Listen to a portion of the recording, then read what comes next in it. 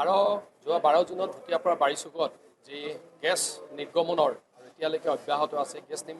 নিৰ্গমনৰ দুৰ্ঘটনাটোৰ মোকাবিলা কৰিবৰ কাৰণে আমাৰ জিলা প্ৰশাসন ONGC কৰ্তৃপক্ষ আমি সকলো ONGCian অসম চৰকাৰ সকলো একত্ৰিত হৈ আৰু আপোনালোকেও তাত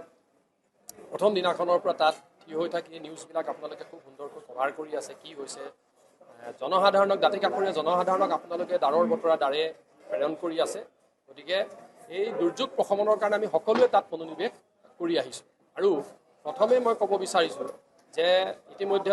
কেইবাটাও তদন্ত চলি আছে যে দুৰ্যোগটো কেনেকৈ হ'বলৈ পালে কাৰ ভুলৰ কাৰণে হ'ল ইতিমধ্যে কেইবাটাও তদন্ত তাত চলি আছে গতিকে আপোনালোকৰ যোগেদি আমি আমাৰ দাবীটো ৰাখিব বিচাৰিছোঁ তদন্তৰ কৰাৰ পাছত যিয়ে দোষী হ'ব দোষী হিচাপে চিনাক্ত হ'ব যাৰ ভুলৰ কাৰণে গোটেই ঘটনাটো সংঘটিত হ'ল যিয়ে নহওক ঠিকাদাৰী প্ৰতিষ্ঠান স্কেপেট্ৰই হওক বেলেগ কোনোবাই হওক গোটেই যদি দোষী সাব্যস্ত হয় তেতিয়াহ'লে তেওঁলোকৰ ওপৰত কঠোৰতম শাস্তি আমি দিবৰ কাৰণে আমি আমাৰ ফালৰ পৰা দাবী জনাইছোঁ দ্বিতীয় যিটো কথা এই গোটেই ব্যৱস্থাটোৰ লগত বা এই দুৰ্যোগটোৰ লগত আমি শেহতীয়াকৈ আমাৰ ONGC পূৰ্বাঞ্চল এমপ্লয়িজ এছ'চিয়েশ্যন আৰু ONGC পূৰ্বাঞ্চল এমপ্লয়িজ এছ'চিয়েশ্যনৰ সাধাৰণ সম্পাদক হিচাপে মোৰ নামটো আঙুৰ খাই থকা কেইবাটাও প্ৰচাৰ মাধ্যমত কালিও আমি দেখিছোঁ যে প্ৰতিদিন টাইমত এটা বাতৰি সম্প্ৰচাৰিত হৈছে তাৰ কাৰণে আমি যথেষ্ট দুখ পাইছোঁ প্ৰথমেই আমি ক'ব বিচাৰিছোঁ যে এই যিখিনি বাতৰি ONGC পূৰ্বাঞ্চল এমপ্লয়িজ এছ'চিয়েশ্যন আৰু মোক লৈ যিখিনি বাতৰি প্ৰচাৰিত হৈছে সেইখিনি সম্পূৰ্ণ ভিত্তিহীন বাতৰি মনে সজা উদ্দেশ্যপ্ৰণোদিত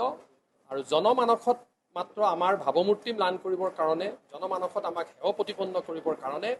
কোনোবা তৃতীয় পক্ষৰ উচতনিত এই কথা বতৰাবিলাক হৈছে বুলি আমাৰ বিশ্বাস জন্মিছে আৰু এই তৃতীয় পক্ষই কেনেদৰে গোটেই ব্যৱস্থাটো মেনেজ কৰিবলৈ চাইছে আমাক বাৰম্বাৰ বদনাম কৰিবৰ কাৰণে আমাক বাৰম্বাৰ অসুবিধা সৃষ্টি কৰিবৰ কাৰণে সেইখিনি প্ৰমাণ আমাৰ ওচৰত আছে আমি সেইখিনি দৰকাৰ হ'লে সময়ত ৰাজহুৱা কৰিম তেখেতসকললৈ পুনৰ আমি আহ্বান জনাইছোঁ যে এইটো আমাৰ সকলোৰে কাৰণে দুৰ্যোগৰ সময় সংকটৰ সময় আমি সকলোৱে এই দুৰ্যোগ প্ৰশমিত কৰাৰ কাৰণে দাঁতি কাষৰীয়া জনসাধাৰণৰ স্বাস্থ্য সুৰক্ষা সুনিশ্চিত কৰিবৰ কাৰণে আমি সকলোৱে মনোনিৱেশ কৰাটো উচিত গতিকে এই সময়ত এনেকুৱা ধৰণৰ ঘটনা প্ৰবাহে কাৰো স্বাৰ্থ সিদ্ধি নকৰে আৰু আমি বাৰম্বাৰ দাবী জনাব লাগে যে কাৰ ভুলৰ কাৰণে এইটো ঘটনা সংঘটিত হ'ল আৰু ভৱিষ্যতে যিহেতু ইয়াত আমাৰ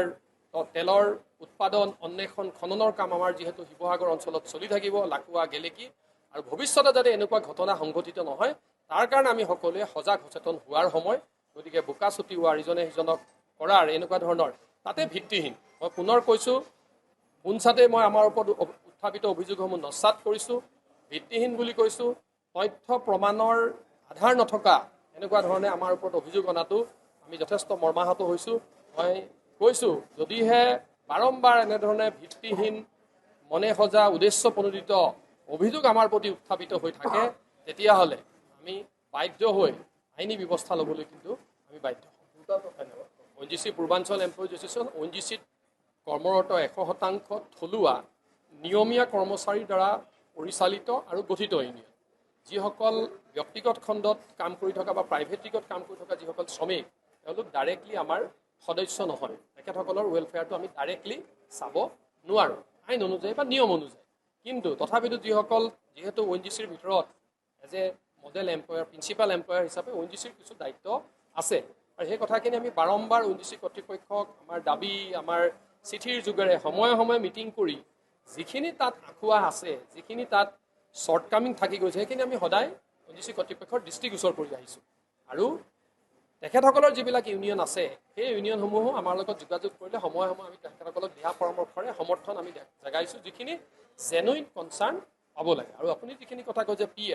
PF মই ইতিমধ্যে কৈছোঁ যে PFৰ যিখিনি PF এক্টৰ যিখিনি ৰুল আছে 15,000 টকালৈকে PF কটাটো বাধ্যতামূলক যিসকলে 15,000 ওপৰৰ দৰমহা পাব তেখেতসকলৰ PF কটাটো বাধ্যতামূলক নহয় 15,000 হৈ থাকোঁতে বা তাতকৈ তলত থাকোঁতে যদি তেওঁলোকৰ PF UIN নাম্বাৰ জেনেৰেট হৈছে 15,000 পাৰ হৈ যোৱাৰ পিছতো 20,000 25,000 30,000 হৈ থাকিলেও কিন্তু তেখেতসকলৰ PF কটাটো বাধ্যতামূলক কোনোবাই যদি ডাইৰেক্টলি আহি 15,000 ওপৰত জইন কৰিছে তেতিয়াহ'লে তেওঁলোকৰ PF কটাটো বাধ্যতামূলক নহয় PF এক্ট অনুযায়ী প্ৰভিডেণ্ট ফাণ্ডৰ ভৱিষ্যনিধি আইন অনুযায়ী কিন্তু আমি সদায় গুৰুত্ব দিওঁ যে PFটো হৈছে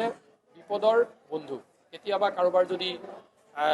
আনফৰ্চুনেট দুৰ্ভাগ্যজনকভাৱে মৃত্যুবৰণ কৰিছে, তেতিয়াহ'লে পৰিয়ালটোৰ সহায়ৰ কাৰণে PF-এ পৰা বহুতখিনি সহায় সুবিধা পেঞ্চন আকাৰে পোৱা যায়। গতিকে আমি সদায় কৰ্তৃপক্ষক, প্ৰিন্সিপাল এমপ্লয়াৰ, মালিক পক্ষক আমি সদায় কৈছোঁ যে PF কথাটো তেখেতসকলে কৰিব লাগে। শ্ৰমিকসকলৰ স্বাৰ্থত, শ্ৰমিকসকলৰ সুৰক্ষাৰ কাৰণে, ভৱিষ্যতৰ কাৰণে PF কথাটো তেওঁলোকে কৰিব লাগে। আৰু মৃত্যুৰ সময়ত যিখিনি বীমা কৰিব লাগে, যিখিনি বীমা থাকে, প্ৰাইম মিনিষ্টাৰৰ 2টা বীমা আছে, সেই বীমাখিনি ONGC-য়ে ইমপ্লিমেণ্ট কৰিবলৈ কৈছে। সেইখিনি যদি তেওঁলোকে কৰা নাই, তেতিয়াহ'লে তেওঁলোকৰ ওপৰত এনকুৱাৰী কৰি তেওঁলোকৰ ওপৰত শাস্তি বিহাটো আমি বিচাৰোঁ। মই প্ৰথমেই কৈ গৈছোঁ যে প্ৰাইভেট ৰিগৰ নিযুক্তি প্ৰক্ৰিয়াতে নহয়,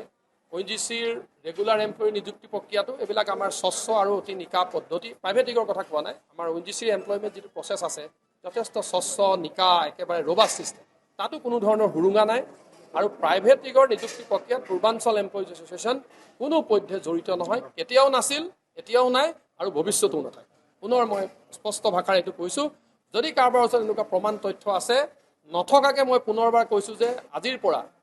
এই সময়ৰ পৰা আপোনালোকৰ যোগেদি মই যিটো আহ্বান জনাইছোঁ, তাৰপিছত যদি কোনোবাই আকৌ অভিযোগ উত্থাপন কৰিবলৈ চেষ্টা কৰে, আধাৰ নথকা, তথ্য নথকা, প্ৰমাণ নথকা যদি অভিযোগ উত্থাপন কৰে, তেতিয়াহ'লে কিন্তু আমি আইনী ব্যৱস্থা ল'বৰ কাৰণে বাধ্য হ'ম। ধন্যবাদ। যিকোনো খবৰৰ বাবে যোগাযোগ কৰক 7099017330 লগতে 7099017110 নম্বৰত।